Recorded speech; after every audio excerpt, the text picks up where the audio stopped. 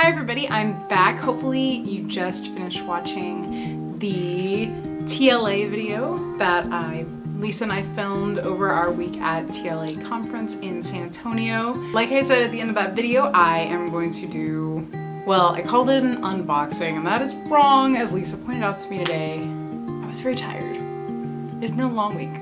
Wonderful, but long. I'm going to do a book haul. I've done one before because at TLA and other library conferences, publishers are super generous and wonderful, and they give out lots of free copies of books. Most of them are advanced reader copies or ARCs that they give out so that, I mean, you guys know how kind of booktube works.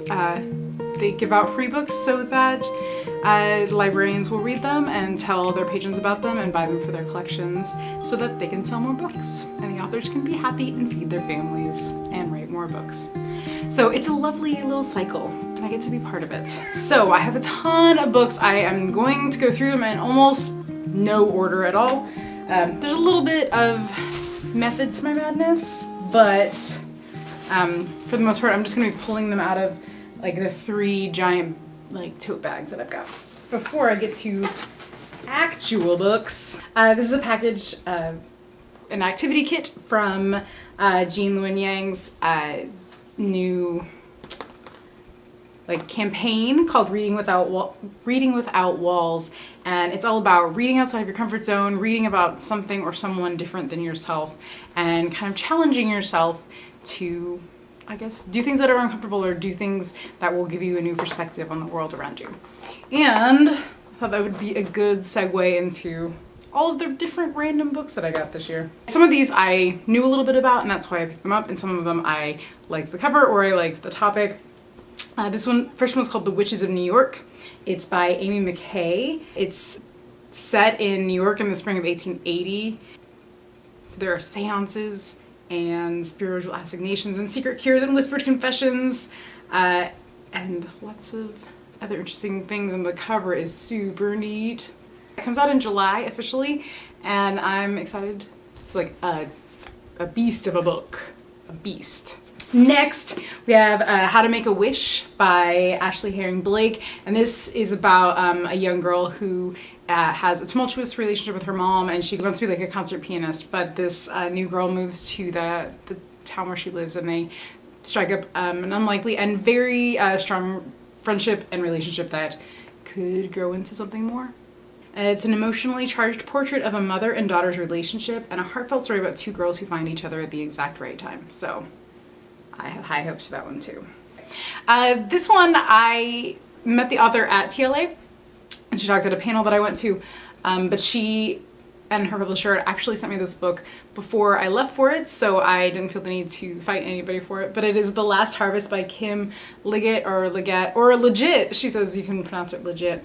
And it sounds a little scary. She said she was channeling her love of 80s horror films into it, and I am never quite sure how I feel about horror films. They are scary.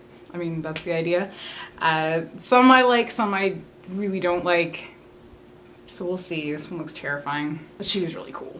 When she came into the panel, she had on this like emerald green kimono kind of jackety thing, and it was like billowing behind her. It was an entrance. It was an entrance. This is another one that they were giving away at TLA, but I did not get a copy while I was there. And the author was also there.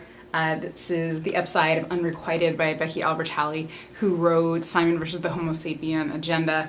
And I actually started it in the car today as I was getting my car washed, so I got a couple pages in.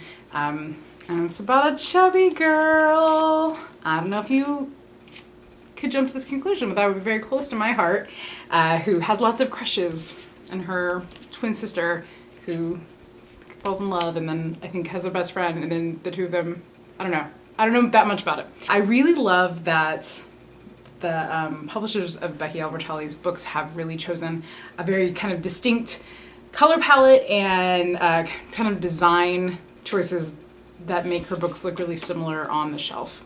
Kind of like Bill Konigsberg's books all look really similar. So yeah, this one I'm really excited about. This one I did not get at TLA either. Oh, this one, sorry, I said I didn't pick it up at TLA because it was in the Owl Crate this month. and Karen, my coworker, gets Owl Crate every month, but she also picked up a copy of the book for herself, signed by Becky at TLA. So she gave me her copy when we got back, and she got it in the mail. Thank you, Karen. This one's not from TLA, but I went to the comic book store recently and I picked up the first 2 issues of Lumberjane's Gotham Academy crossover. So I have only read the first couple of pages of the first one. But yeah, I know it's been out for a while, but I'm just getting into it now. Because I try not to go to the comic book store that often because I try to save a little of my money. These are, speaking of comics, some more comics that I picked up right at the end of TLA from the author himself. He gave them out to us. These are by Rod Espinosa. So this is Edge of Empire. It's like steampunk western looking. And it's all ladies. And then Steampunk Goldilocks. And his take on The Legend of Sleepy Hollow, which when he told us it was his take on Sleepy Hollow, I said, is Christopher Walken in it? And he said no. So I think I'll be okay. I don't know if you know this about me, but Christopher Walken is one of my greatest fears. More on that later. I also picked up a little reminder, a little flyer about his series, The Courageous Princess, put out by Dark Horse, which the first book in the trilogy was all sold out, so I will have to order that for my library separately. But yeah, it's a self-rescuing princess, and he mentioned that thinks he's one of the first to come up with that idea, and he's a little peeved about some of the other series that have self-rescuing princesses. But I pointed out that you can never have too many self-rescuing princesses. Never. So the next one is a little mini comic from Brave, which is the sequel to Awkward by Svetlana Chmakova. I was lucky enough to be the moderator of a panel for the Maverick Graphic Novel Reading List Committee. As you know, I was chair of that. I'm not chair of that anymore because I rolled off on Saturday. That's okay. So Svetlana was on my panel, and they gave these out to a bunch of the people who came to it. So I'm really excited because I really think you should read it. I will do a video on it, but Awkward is one of the sweetest books. It's so cute, and the drawings are so wonderful and emotive, and they're everything. And it's so nerdy. There's like the science club versus the art club, and the newspaper gets involved. It's good. It's good. Another giveaway that the publishers had at the panel was a really sweet poster of the Olympians, which is the series by George O'Connor. And he was also on my panel, and it was really cool to talk to him about the Greek pantheon and stuff. He says that he draws the character in his series that is the most like him is Pan. And I don't know if that he draws him. He says he looks like a more attractive version of him. But if that's because he identifies most with Pan, I should have asked that in the thing, but I didn't. Okay. I got to go to a really neat dinner with Scholastic. Thank you, Lizette. And got some books by some of the authors who were there. I wasn't sitting at his table, but I did pick up Shadow Shaper by Daniel Jose Older, which I've been so intrigued. I've kind of bent the cover a little, but I've been so intrigued by this book because the cover, look at that cover. It is gorgeous. Look, it already matches my bookshelves. It's got that rainbow on the side. It's so pretty. But yeah, and I love the tagline, paint a mural, start a battle, change the world. So yeah, Sierra Santiago planned to have an easy summer of making art and hanging out with her friends, but then a corpse crashes the first party of the season.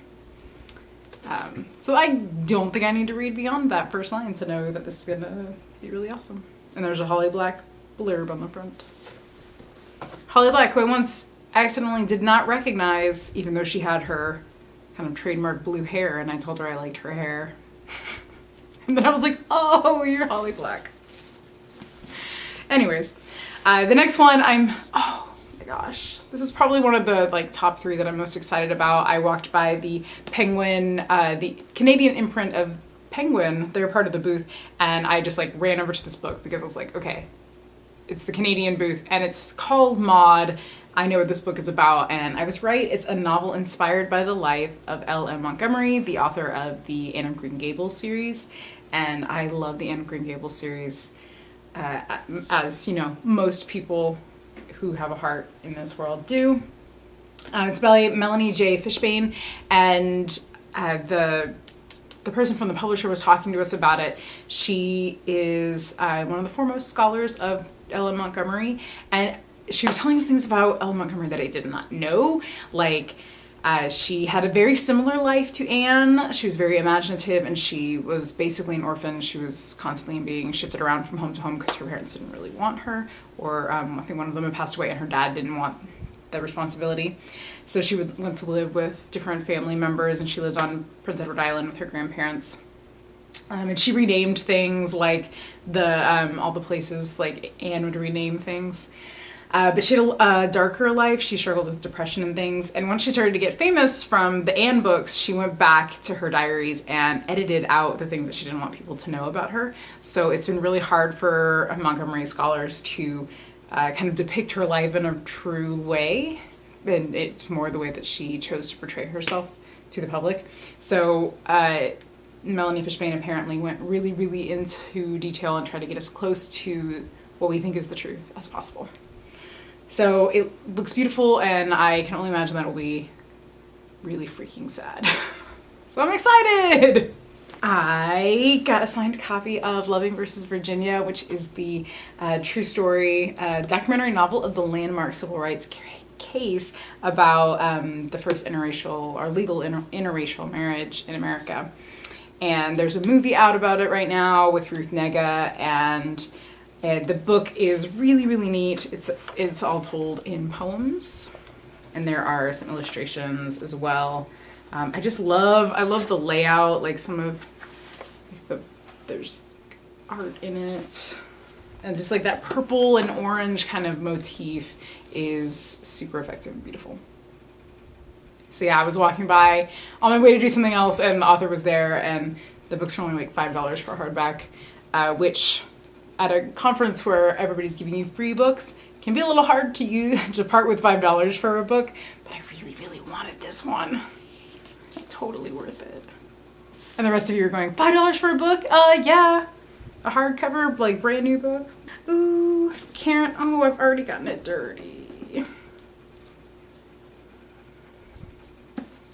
Okay, so it's already been loved a little, but I didn't get a copy at Teen Book Con because they were sold out and I was so sad. But it's The Hate You Give by Angie Thomas. It's not signed or anything, but Karen got it for me because I was in something else and she saw it. So I am so excited about this book. I saw Angie Thomas speak at Teen Book Con, and she was the best thing about Teen Book Con, I'm not gonna lie. It's gonna be really important. So I'm gonna do a whole video probably on this one. I will definitely not do it justice, but I will try. I don't know what the other one is. It's in another bag, but I got an arc of Ramona Blue by Julie Murphy. And I also got a copy of Dumplin signed, which I'll find in a minute and show you. This is her newest book. Ramona was only 5 years old when Hurricane Katrina changed her life forever. Since then, it's been Ramona and her family against the world. One of only 2 out lesbians in her small town and standing over 6 feet tall with unmistakable blue hair, Ramona knows she's destined for something bigger than the trailer she calls home in Eulogy, Mississippi. But juggling multiple jobs, her flaky mom, and her well-meaning but ineffectual dad forces her to be the adult of the family. Now, with her sister Hattie pregnant, her responsibilities weigh more heavily than ever. The return of her childhood friend, Freddie, brings a welcome distraction. Ramona's friendship with the former competitive swimmer picks up exactly where it left off, and soon he's talked her into joining him for laps at the pool. Ramona is hesitant at first, but soon she finds herself called to the water in a way that makes all the other noise fade. As Ramona falls more in love with swimming, her feelings for Freddie begin to shift as well, and she must decide if knowing who she is more important than figuring out who she might become. And I love this cover of her just sitting at the bottom of the pool.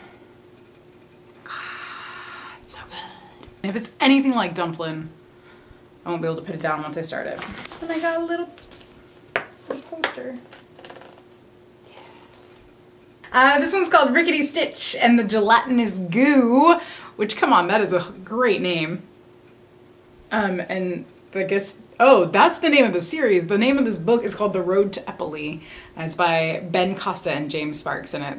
There's a little skeleton and a little, like a literal little gnome and a like very sarcastic looking unicorn and an awesome girl with the undercut. And then this like tricksy looking little goblin here. So we'll find out what that's about later. It's a graphic novel, obviously. Here is The Perfect Stranger, which I picked up outside of a luncheon that I was not invited to, but they had extra ones and they were signed already. It looks like a straight up thriller, doesn't it? I mean, they cite Gillian Flynn on the back of it, so I will probably have to read this with the lights on. It's by the author of the book All the Missing Girls, too. Ooh, this is an adult book that I picked up, and I know almost nothing about it. It's called it's by Scott Spencer. It's The River Under the Road. Oh yeah, so it's told through 13 parties over the course of 2 decades. So it might be a little snooty. It might be a little like literary fiction. I hope it won't be boring. And about repressed people. We'll see. We'll see. This is about being about the pursuit of love and art and the inevitability of something. So it really could go either way.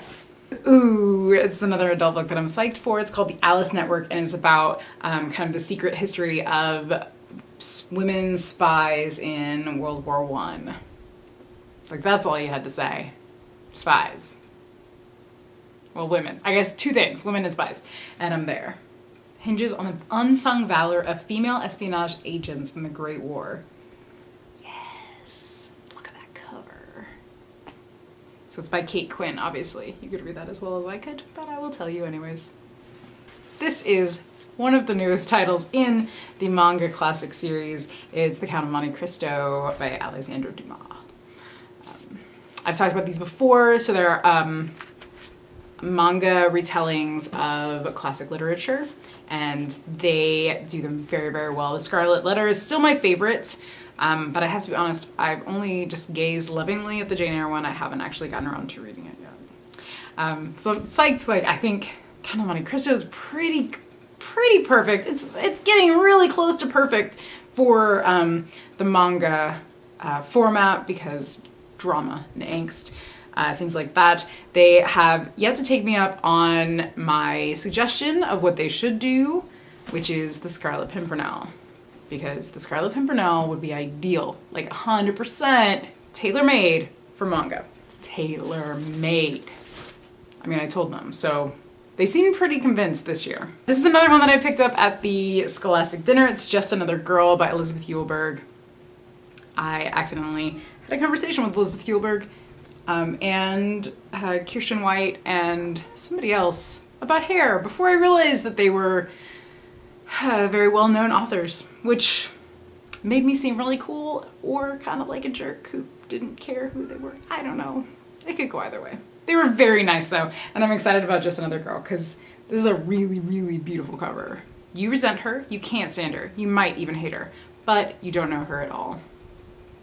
Hope knows there's only one thing coming between her and her longtime crush, his girlfriend, Parker. She has to sit on the sidelines and watch as the perfect girl gets the perfect boy, because that's how the universe works, even though it's so completely wrong. Oh, this sounds like a Taylor Swift song. Parker doesn't feel perfect. She knows if everyone knew the truth about her, they'd never be able to get past it, so she keeps quiet. She focuses on making it through the day with her secret safe, even as this becomes harder and harder to do. And Hope isn't making it any easier. In Just Another Girl, Elizabeth Eulberg astutely and affectingly shows us how battle lines get drawn between girls and how difficult it then becomes to see or understand the girl on the other side of the divide. So it sounds like we're gonna flip that Taylor Swift song kind of on its head, which I like because you know how I feel about female friendships. This is another one I got at the Scholastic Dinner. This author was at my table, and I was talking to her for a minute as well before I realized who she was. And it was weird because she saw me and she was like, oh wait, we've met, I know you, right? And I said, no, I don't think so. And she said, hi, I'm Amy. And I was like, oh, hi, I'm Christina. And then we realized that she was A.S. King, you know, the YA author. But this is her new middle grade novel, and she writes it under her full name, Amy Sarah King. It's called Me and Marvin Gardens, and it is, from what she was telling us, it's like really closely based on things that happened to her in her life. Marvin lives on in a little farmhouse, and all the land around his home, which used to be his family's farmland, has been sold, and is like everything like right up to him are crops grown by other people.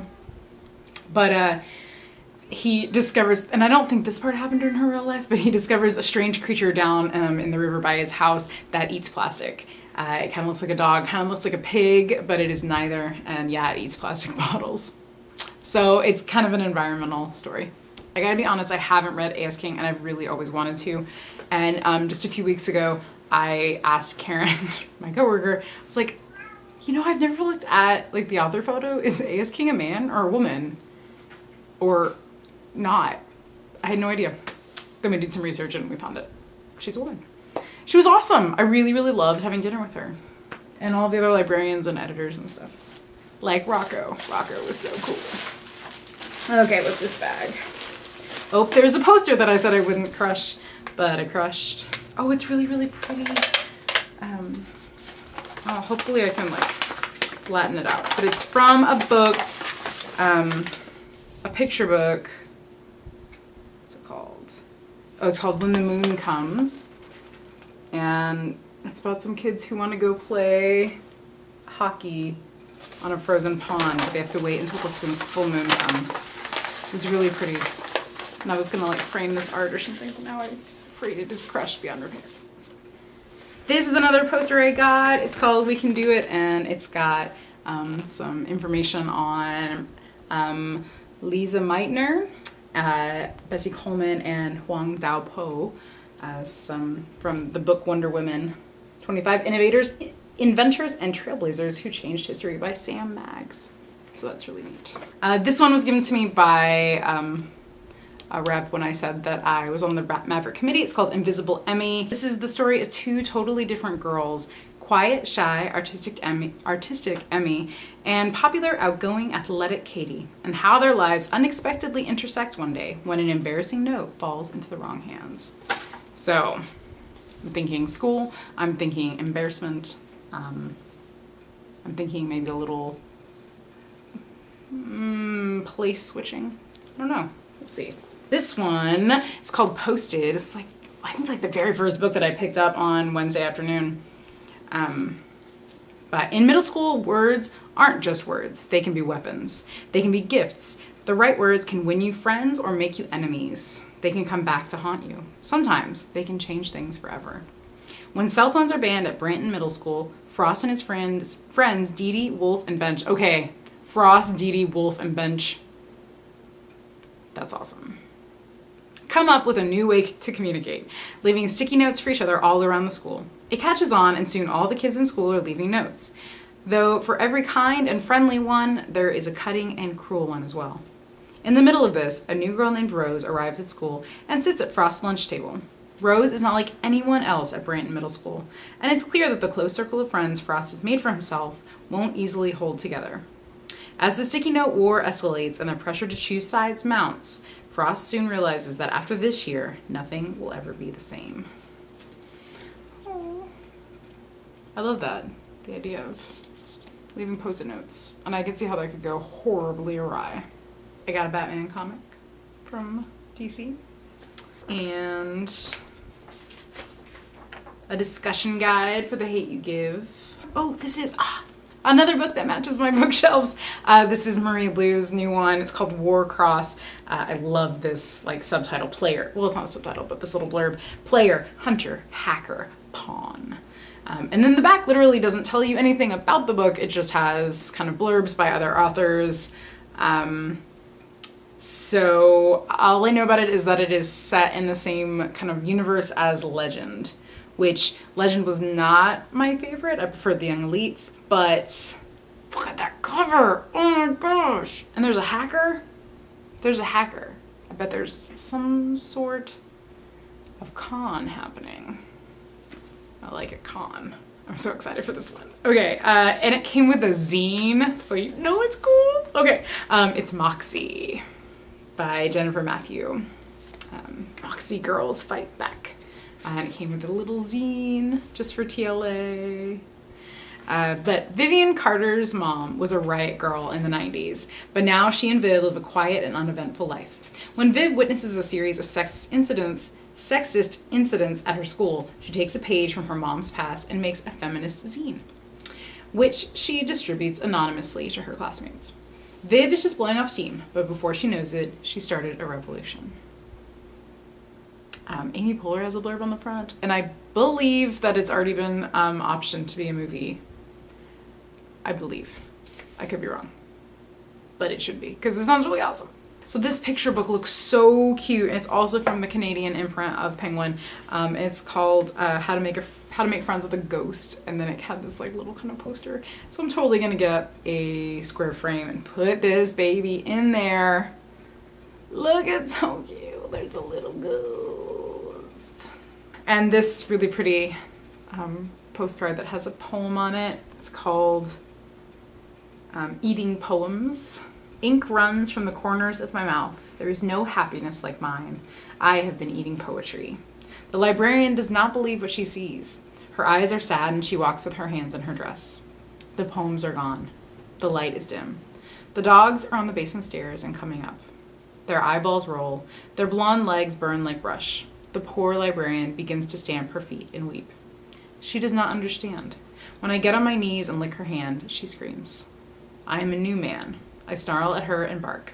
I romp with joy in the bookish dark, which is so weird. I like it though, except that the librarian is sad and screams and is bitten by a dog, but whatever. I have to go get more books out of my suitcase, so hang on one second. All right, I'm back. I unloaded my suitcase and I've got some more books to talk about. But not too many, only like 10 more. Okay, this one I don't know too much about, but they're cuties. These are the Oodle Thunks. By Adele Griffin and art by Mike Wu. Una finds an egg. It's a graphic novel. Oh no, it's a chapter book. Oh, but there's some really cute illustrations. This one I was so excited about because I did not know that she was going to be there, and I was helping out at an event, and somebody walked up to sign into the event or show up for it, and they had this book with them, and I like freaked out about it and was like, where did you get that book? And she pointed just down the hallway and said, right there, she's signing. Like I could see her from where I was sitting.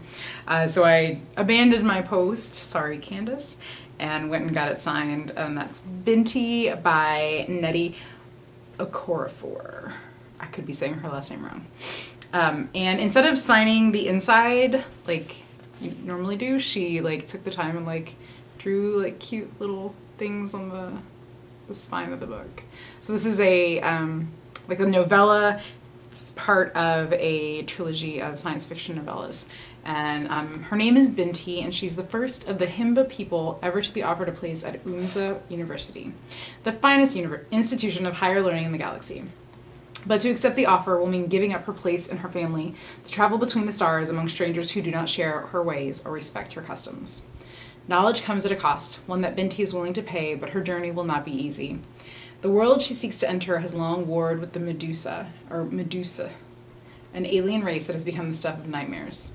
UMSA University has wronged the Medusa, and Binti's stellar travel will bring her within their deadly reach. So when I was in line, one of the ladies who's kind of talking to her before I got up there to the front of the line was exclaiming about how much she packed in just these like 100 pages, 90 pages, that it felt like a much longer book because of everything that she packed in there. So I'm so excited. I love that cover. This one I picked up at the Scholastic dinner, and I have not read anything about it yet, but it is the new Gordon Corman, so you know it's going to be good. It's called Restart.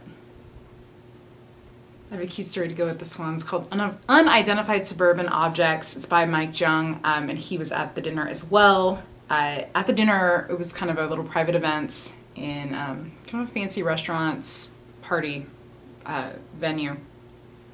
and we had kind of our own wait staff who were there and hanging out in between serving us, and they let all of the wait staff like look through the books, and they could take a few books home if they wanted to at the end.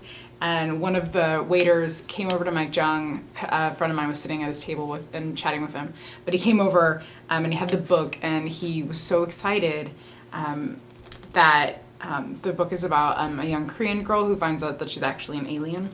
And he was so excited to see a Korean kid in a book because he was 40 or 50 years old, 40 years old, and he said he's biracial, he's half Korean, and he'd never seen a Korean kid in a book before, and he was really excited to take the book home and share it with his kids so that they could see a Korean kid in a book.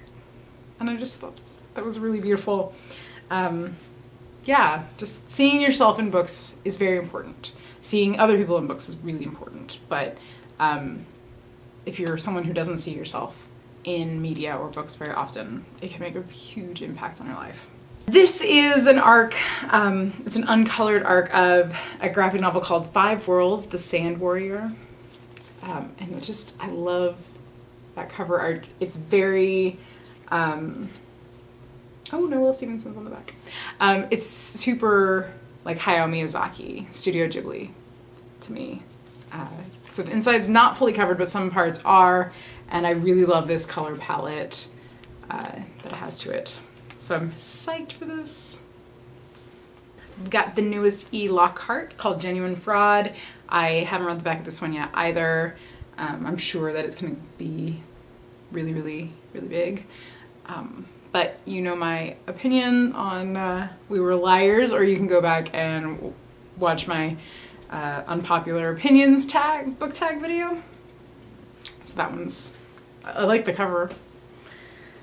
This one was very highly recommended by the publisher's representative.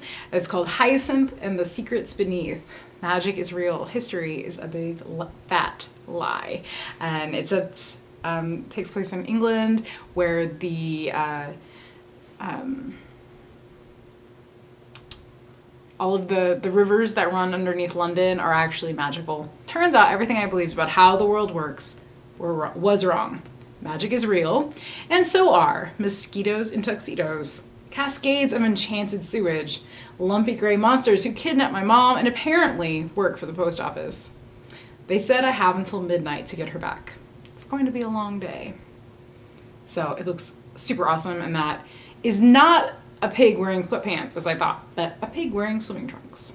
This is a small little spy's guide to Tortall, and it's written by George Cooper. It's by Tamara Pierce. It wasn't actually written by George Cooper. George Cooper is a character in The World of Tortall by Tamara Pierce. Y'all, you know how I feel about Tamara Pierce. That is very strongly and very positively, if you did not know. So I'm excited that they're going to be publishing more of her stuff, which means that I can finish reading the things that are already out, because there will be more. I stopped myself from reading more of her because I don't want there to be none left. I got to go to another publisher's dinner, and this one was really exciting, and it was really fun.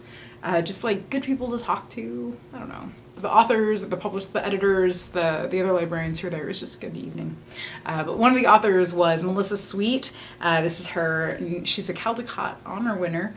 This is her new book, Some Writer, The Story of E.B. White. So it's beautiful. Her art is super, super gorgeous. But yeah, it's a little biography on E.B. White, interspersed with her art. Like lots of mixed media and painting and things. The cover feels really neat. Part of it's slick, part of it's matte. The other author, and probably the reason I was invited, was David Wiesner. He is the Caldecott, 3-time Caldecott medalist, who is really, really famous for his wordless picture books, Flotsam and Tuesday and things like that. 3 Pigs. So this is his graphic novel, Fish Girl, which he wrote with Donna Jo Napoli. Napoli, I think that's how you say her name. But yeah, Fish Girl, she's a mermaid. So I'm really excited to get to that one too. Here's my copy of Dumplin, which I've bought that book several times over for other people and gotten it signed for them, but I've never gotten a copy for myself. So I treated myself to a copy. Speaking of my love for Julie Murphy, this is a book of short stories called Meet Cute, and it has it says some people are destined to meet, and I love the art of all the little cartoons of people who get to meet cute.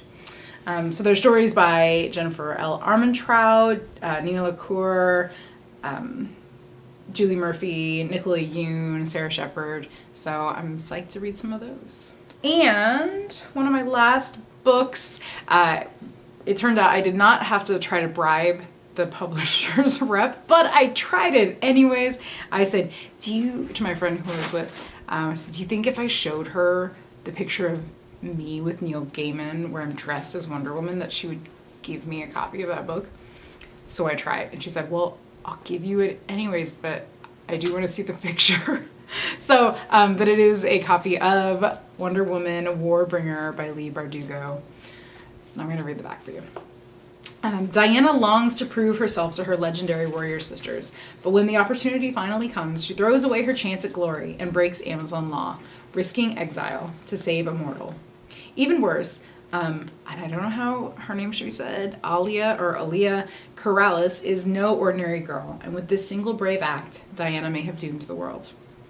Aaliyah just wanted to escape her overprotective brother with the semester at sea. When a bomb detonates aboard her ship, she is forced to confront a horrible truth. Aaliyah is a warbringer, a direct descendant of the infamous Helen of Troy, fated to bring about an age of bloodshed and misery. Together, Diana and Aaliyah will face an army of enemies, mortal and divine, determined to either destroy or possess the warbringer. If they are to have any hope of saving both their worlds, they will have to stand side by side against the tide of war. And I don't know about you, but like 2 seconds into reading this, I was shipping them already. So I'm hoping that that's the way that this book goes. Otherwise, it will be very sad. The last book that I wanted to talk about, because it was kind of the end of TLA. Yeah, she was the last speaker at TLA, and she really inspired me, and I have like a whole new set of programs that I want to do this summer. That's It's Your World by Chelsea Clinton. Get informed, get inspired, and get going. It's a book all about kids and the things that they have done around the world to try to make the world a better place. It's split up into different chapters, like It's Your Economy, It's Your Right, Time for School. It looks like the economy part is split up between about poverty around the world to $1.25 a day, and then $32 a day. Then It's Your Right, Time for School, so kids and the right to go to school, the right to stay healthy, the right to viruses and vaccines, like raising awareness about that, bugs and bacteria, weather reports, so global warming, climate change, too close to gone, so endangered species. So it's just different ways to inspire kids and talk about activism that's already going on and kind of inspire kids to do their own. So I want to do a series of kind of mini workshops where we just go through the book itself and talk about the different things that kids around the world are already doing. So kids like the kids who come to the library, to try to give them ideas of what they could be doing if they want. And not start programs with them myself or the library, but to just start to give them the tools that they need to go out and do those things. So have them come up with the ideas and just try to empower them and give them the resources and the support that they need to go out into the world and do those things. So hopefully I can pull something off like that, because I think it'd be really fun. And it came with a little teacher's companion. I'm not a teacher, but hopefully I can get some cool ideas from here.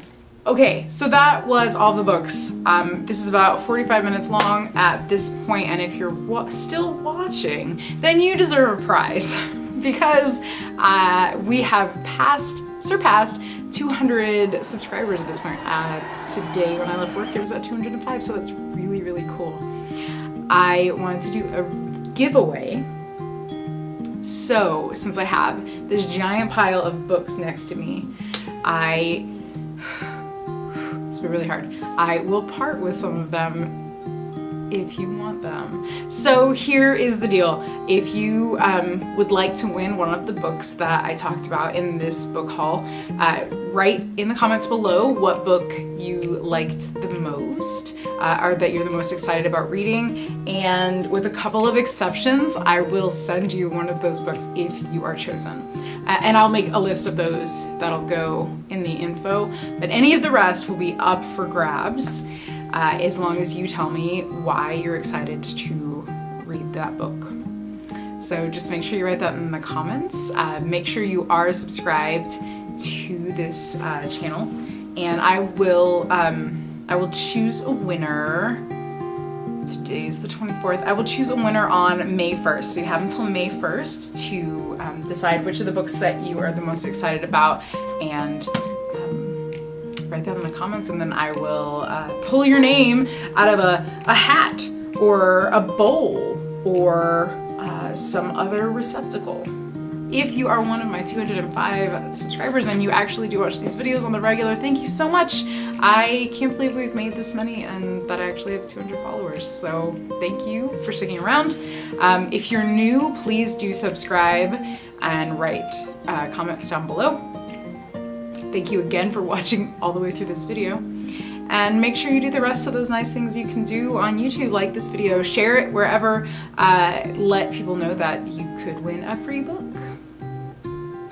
a free ARC before other people get it too. You can't sell these books, so I'm just gonna give them away to hopefully get buzz out for these authors so that other people get excited too. If you have a booktube channel, you can talk about them, or you talk about them with your friends, or you can put them on Twitter, or you can put them on Instagram. I don't know how you're gonna do that, but I'm sure you will. Okay, I'm gonna go. That's it for me. I'll see you next time.